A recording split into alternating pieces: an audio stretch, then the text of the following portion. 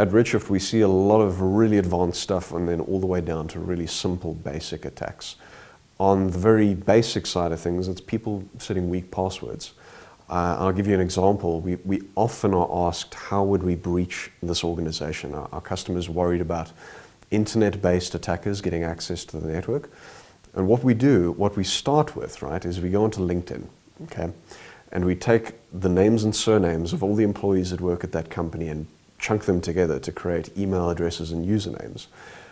Out of 10,000 employees at a company, one of them is going to have chosen password 1 or the name of the company 123. And that's a very effective way of very simply breaching accounts in a big organization. Often companies will be monitoring for compromise of a single account, like the CEO or the database administrator. What they're not watching for is one incorrect attempt across 10,000 users over a 2-week period.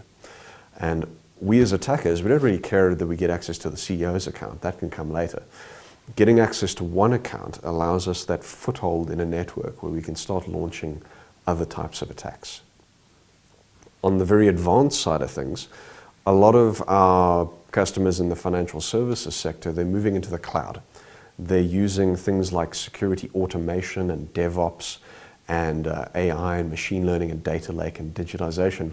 All of these buzzwords contribute to an automated smart network.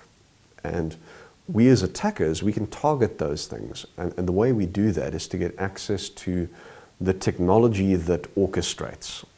Right? There's technology that tells the network how to behave, how to build itself, and how to run itself. Getting access to that top-level piece of management technology allows us to push out trusted malware into the entire network. And it looks legitimate. It's very hard to detect. A lot of smaller organizations in South Africa are worried about the opportunistic external threats. This is things like compromising user accounts, it's phishing, it's basic types of ransomware and malware getting onto the network, and they're worried about opportunistic, untargeted type of attacks. More advanced, bigger customers, they're more concerned about very targeted attacks, and we're talking about things like SIM swap fraud, we're talking about things like internal collusion between employees and an outside cybercrime syndicate to steal money in a very coordinated way. More broadly, what the fourth industrial revolution has done is it's created new avenues of attack. Not only is it changing technology environments, but it's also introducing new ways for attackers to target a company, going after the systems that do the big data analysis, the systems that collect that data, the databases where that's stored, going after the automation technology. These are all new vectors that attackers out there are thinking about and targeting companies in that way. In terms of mitigating the risk, right, I think there's 2 things you need to do. You need to get the basics right. We are still struggling with things like vulnerable web application code. We're still struggling with unpatched servers, configuration weaknesses. People just generally get this stuff wrong still. Once you get those basics right, it becomes that cybersecurity flavor of discussion, where it's about assuming that you've got the basic protection in place. An advanced targeted attacker is still going to get into your network.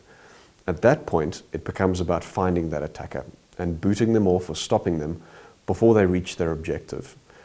It's not just instantly in the network and compromise, right?